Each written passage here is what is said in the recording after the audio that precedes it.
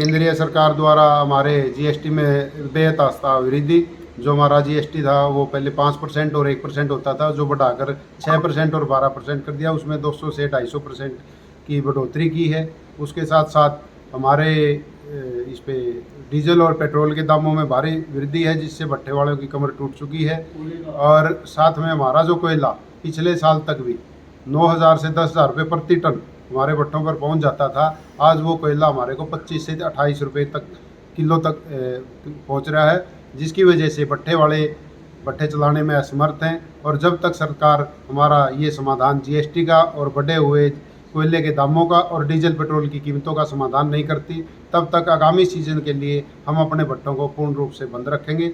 2022-23 का सीजन हमारे लिए काला सीजन रहेगा, जिसमें हम कोई भी उत्पादन नहीं करेंगे और भट्टों को अपने को पूर्ण रूप से बंद रखेंगे। अच्छा, और भी बारिश के समय तो भट्ठे बंद जाते हैं, और प्रदेश सरकार की बात करें तो रेड लग रही है भट्टों में हरियाणा में, या क्या मंशा सरकार की? ऐसा कोई नहीं है। कुछ साथी शिकायत करते हैं आपस में भट्टों की, झूठी शिकायतें भी करते हैं। कुछ शिकायतें हैं एनसीआर के अंदर आज के दिन कोई भी भट्टा चालू हालत में नहीं है। नॉन एनसीआर में कुछ भट्टों की स्थिति ऐसी है जो चालू हैं, उनके ऊपर कोई बैन भी नहीं है। लेकिन कुछ साथी अपना फ़ायदा खुद का निकालने के लिए या किसी से खुनस निकालने के लिए इस तरह की शिकायतें करते हैं, जिससे सीएम फ्लाइंग या सीएम शिकायत उन भट्टों पर जाती है और उनकी जांच करती है। अच्छा, जींद जिले की बात करें तो कितने भट्ठे हैं जींद जिले में, किस तरह का आर्थिक नुकसान आप झेल रहे हैं? जींद जिले के अंदर लगभग 140 भट्ठे आज के दिन हैं। और हमारे जो जीएसटी के रेट बढ़े थे और कोयले के जो दाम बढ़े थे, उसकी वजह से अब की बार का सीज़न भट्टों वालों के लिए बहुत ही बुरा रहा है।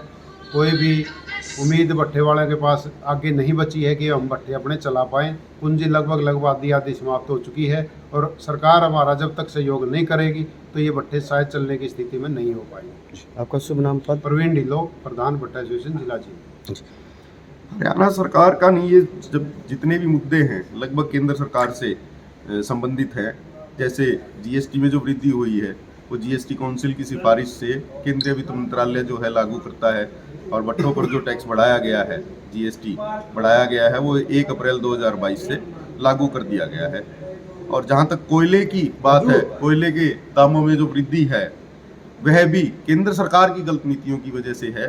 जो कोयला कोल इंडिया लिमिटेड द्वारा एक उपभोक्ता का हक जिस पर बनता है उस कोयले पर, वो उसके अंदर सरकार ने एक ई बिडिंग के कंप्यूटर के द्वारा उसके ऊपर बोली लगाई जा सकती है, ऐसा एक सिस्टम बनाया हुआ है।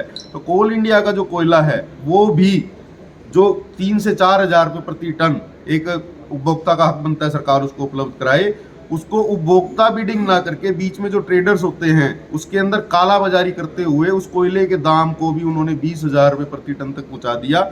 उनकी मंशा कोल इंडिया लिमिटेड का कोयला पाने की नहीं है, उनकी मंशा ये है कि जब कोल इंडिया लिमिटेड का घरेलू कोयला जो है हिंदुस्तान का वो महंगा हो जाएगा तो उनका अमेरिका से आयातित कोयला बिकेगा हिंदुस्तान के अंदर। तो यह उनकी मंशा होती है। हमारी मांग ये है सरकार से कि भट्ठा उद्योग के लिए अलग कोयला नीति बने और उस कोयले को उपलब्ध कराने के लिए एक नोडल एजेंसी का गठन हो, और साथ में ये काला बाजारी जो है कोल इंडिया लिमिटेड के कोयले में जो होती है, जो ट्रेडर्स काम करते हैं, उनको इस काला बाजारी से रोका जाए। आपका शुभ नाम सर? रजनीश जैन, महासचिव हरियाणा प्रदेश ईंट भट्ठा स्वामी एसोसिएशन। धन्यवाद।